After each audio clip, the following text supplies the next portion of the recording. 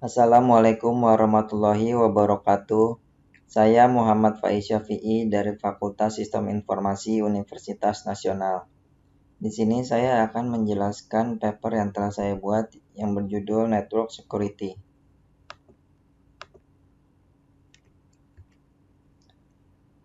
Yang pertama ada kriptografi. Kriptografi adalah sebuah disiplin ilmu yang berkaitan erat dengan konsep kriptologi dan kriptanalisis. Kedua konsep ini mencakup teknik seperti microdots, yaitu teknik menggabungkan kata dengan gambar, dan cara-cara lain yang serupa untuk menyembunyikan informasi dalam storage pilihan atau transit. Namun, dalam dunia yang sudah serba digital, kriptografi kini sering dikaitkan dengan teknik scrambling, yaitu metode pengubahan teks biasa menjadi teks sandi. Kedua proses ini lebih dikenal dengan istilah encryption dan decryption. Dengan adanya perubahan prioritas teknik yang digunakan untuk melindungi data, istilah kriptografi bergeser menjadi modern kriptografi. Modern kriptografi memiliki beberapa tujuan yang menjadi pedoman untuk para kriptografer.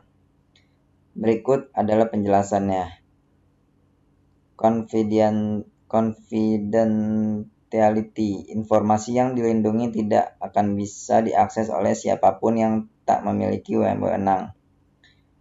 Integrity. Data yang akan diterima dan dikirim tidak dapat diubah tanpa pengetahuan kedua belah pihak. Non-repudiation. Pihak penerima atau pengirim tidak akan bisa menyangkal tujuannya menciptakan atau mengubah data. Authentication.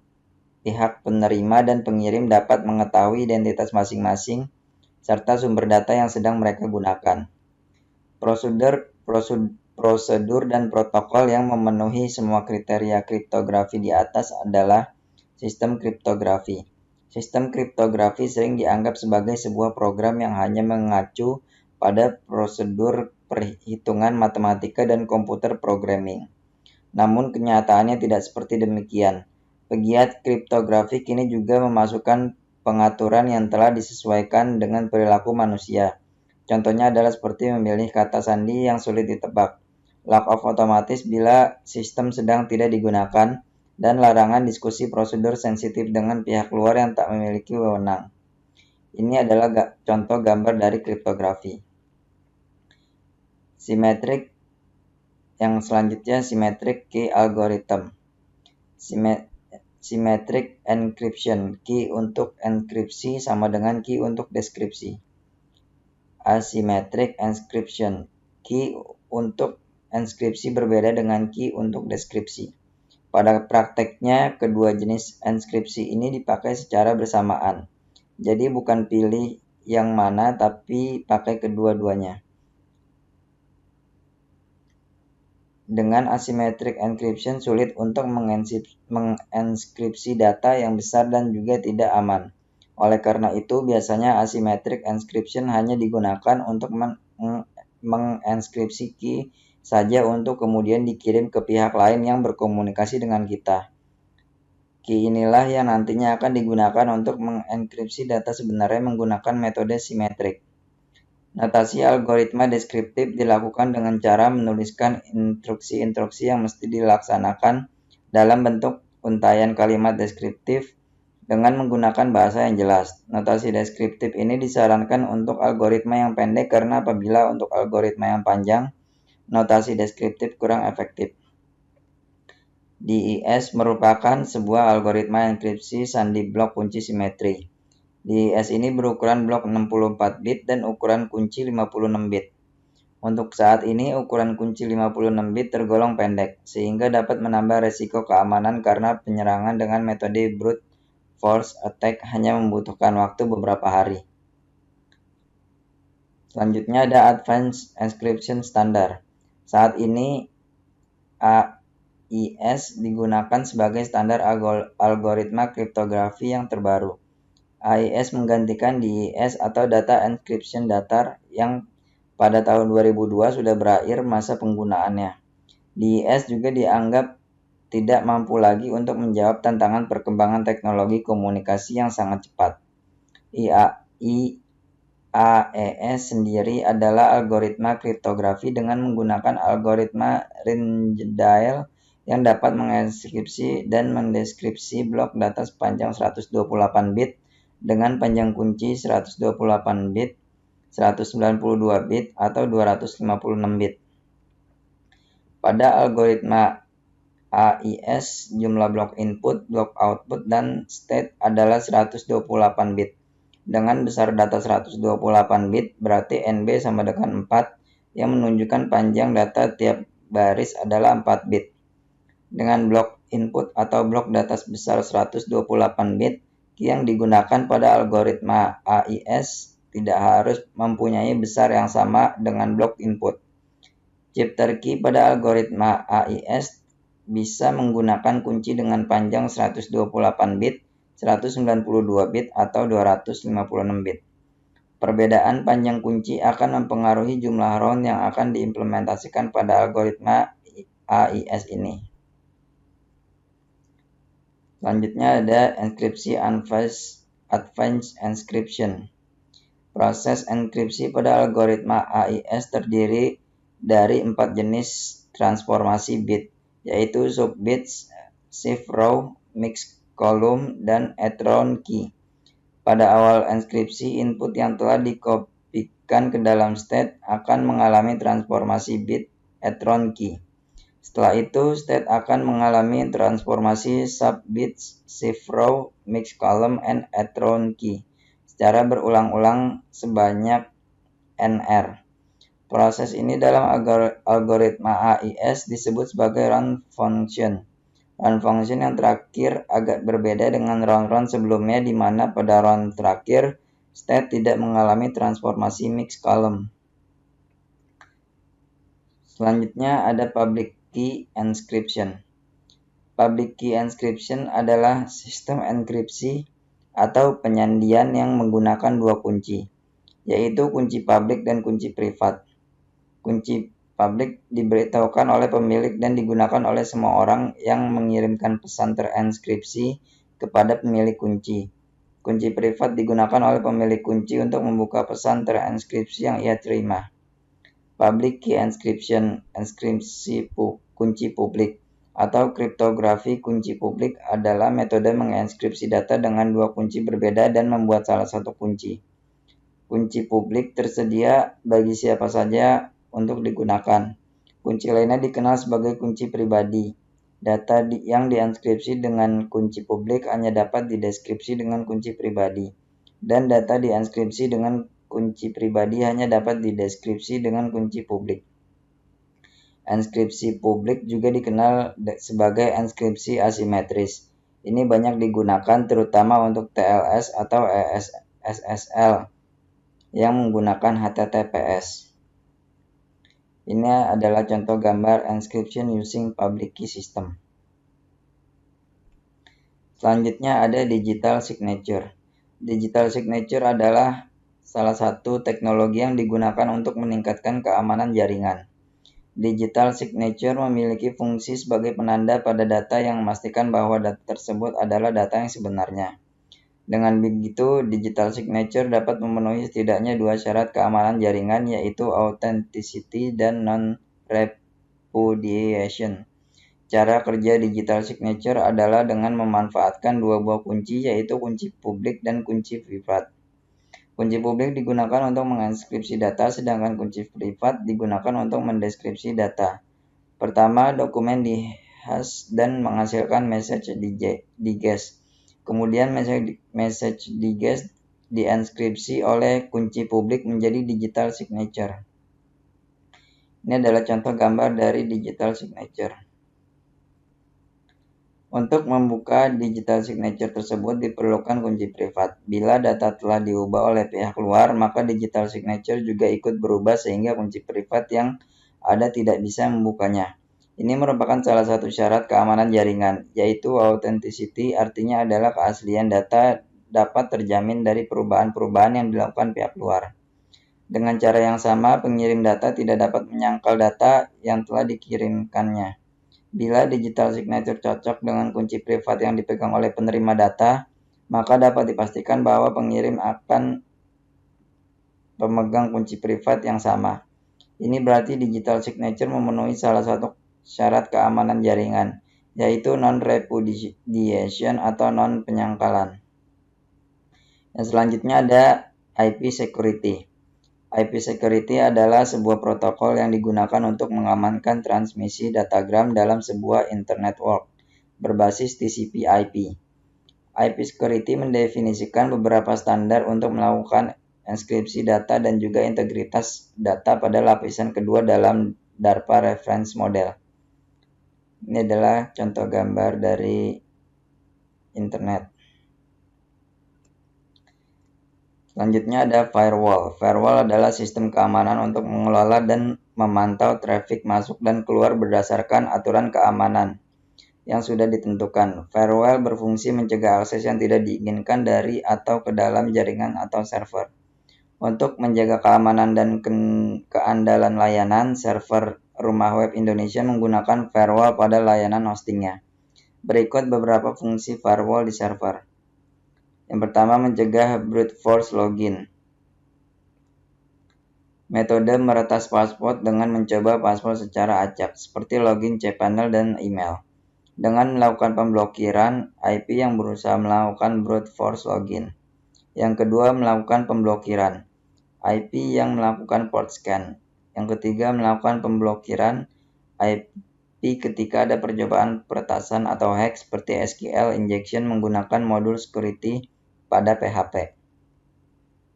Selanjutnya ada email security. Kesalahan password email pada setting mail klien seperti Outlook yang berdampak pemblokiran IP karena kesalahan login dari mail klien secara berulang-ulang.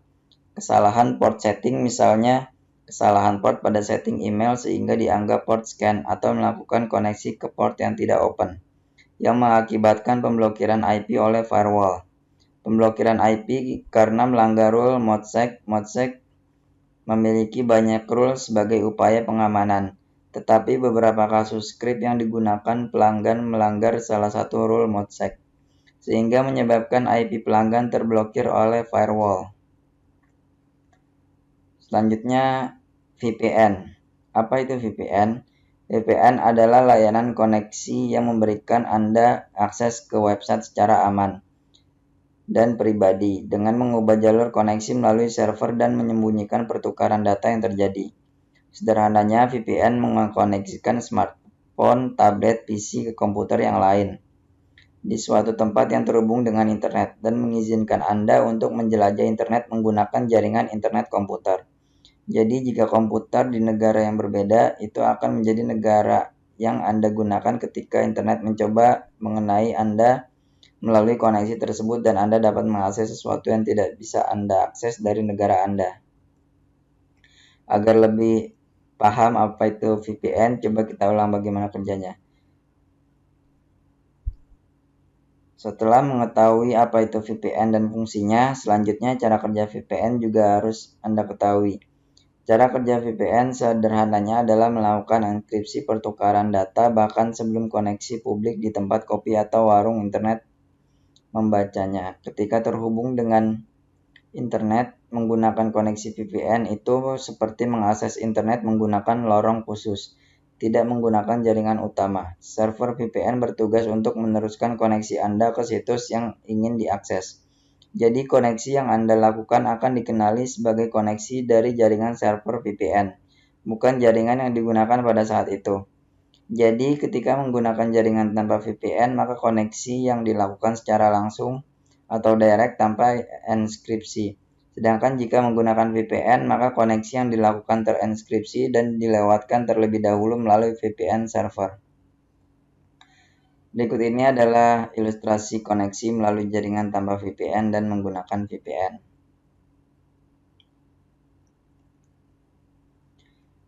Apa sih manfaatnya VPN?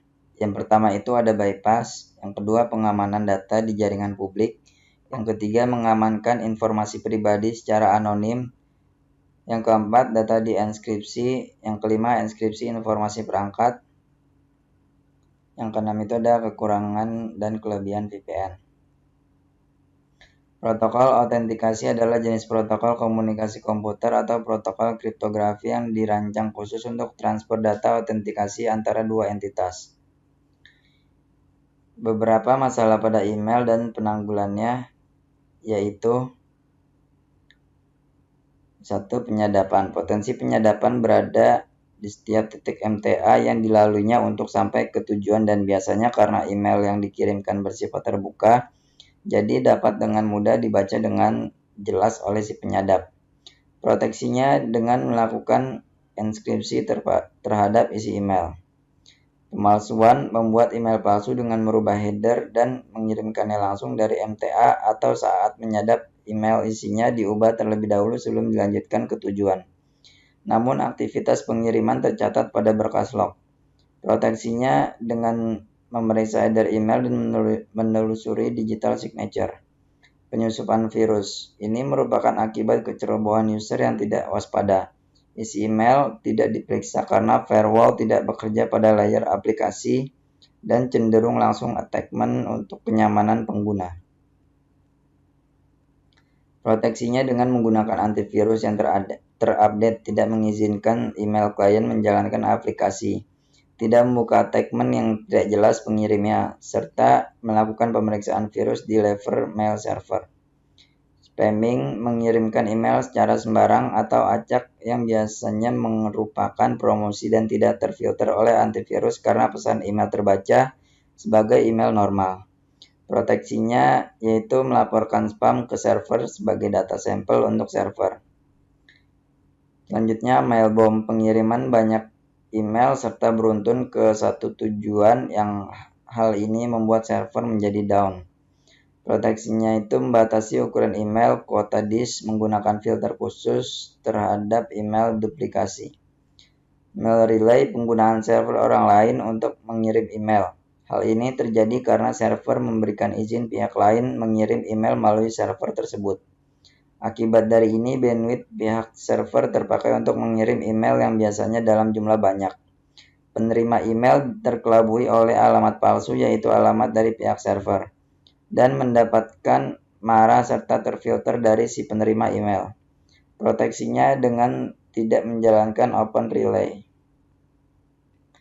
Selanjutnya ada web security. Web security adalah keamanan untuk sebuah web atau tata cara mengamankan aplikasi web yang dikelola. Biasanya yang bertanggung jawab melakukannya adalah pengelola aplikasi web tersebut. Berbicara mengenai masalah yang berkaitan dengan keamanan di era digital tidak lepas dari 3 prinsip utama, yaitu confidentiality, integrity, dan availability, atau lebih dikenal dengan nama CIA. Sama halnya ketika bergelut dengan keamanan atau security sebuah website, prinsip CIA sudah selayaknya dijadikan pedoman yang harus dipahami apabila ingin website kita lebih aman dan sulit untuk diserang. Bagaimana dengan keamanan web? Di sini kita akan melihat dari sisi kelemahan web yang biasanya terjadi di antara seperti SQL injection, defacement, dan core-side scripting. SQL injection adalah teknik yang digunakan untuk mengambil keuntungan dari input yang dimasukkan melalui aplikasi web, yang biasanya setelah input dimasukkan, program akan mengeksekusi perintah SQL untuk melakukan pengecekan di dalam database yang ada di web server. Biasanya teknik ini merupakan salah satu teknik hacking dasar yang umumnya digunakan oleh hacker. Hal ini memungkinkan user untuk melewati perintah SQL ke dalam database ketika ada bagian program yang terdapat celah. Caranya dengan menggunakan perintah SQL untuk memotong perintah SQL sendiri langsung ke server. Defacement biasanya dilakukan dengan tujuan untuk mengganti tampilan homepage sebuah situs, tentunya dengan merubah halaman tanpa pengetahuan si pembuat web tersebut. Dalam hal ini dapat dikategorikan ilegal. Pelaku menanamkan sebuah backdoor. Mereka terkadang memiliki tujuan sendiri, misalnya ingin diakui atau dikenal. Cross-site scripting, jenis kerentanan keamanan komputer yang biasa ditemukan pada sebuah aplikasi web. XSS memungkinkan penyerang untuk menginjeksi client-side scripting halaman web. Mungkin untuk istilah-istilah lainnya bisa kita cari tahu, atau kami akan buat di artikel tersendiri. Bagaimana menangkal serangan atau mengamankan web dari sebuah serangan cyber? Tidak ada solusi atau pencegahan yang benar-benar 100% ampuh. Namun ada beberapa tindakan yang paling tidak dapat mengurangi resiko web kita terhadap tindakan meretas, yaitu yang pertama gunakan password kombinasi, yang kedua update rutin codingan atau script, yang ketiga tulis codingan atau script dengan hati-hati dan sudah teruji, jangan sampai meninggalkan celah kesalahan. Yang keempat, mengenkripsi informasi penting dalam database. Yang kelima, menyewa sebuah perusahaan jasa profesional untuk mengamankan web. Yang keenam itu selalu update. Terima kasih. Terima kasih apabila ada kekurangan, mohon maaf. Wassalamualaikum warahmatullahi wabarakatuh.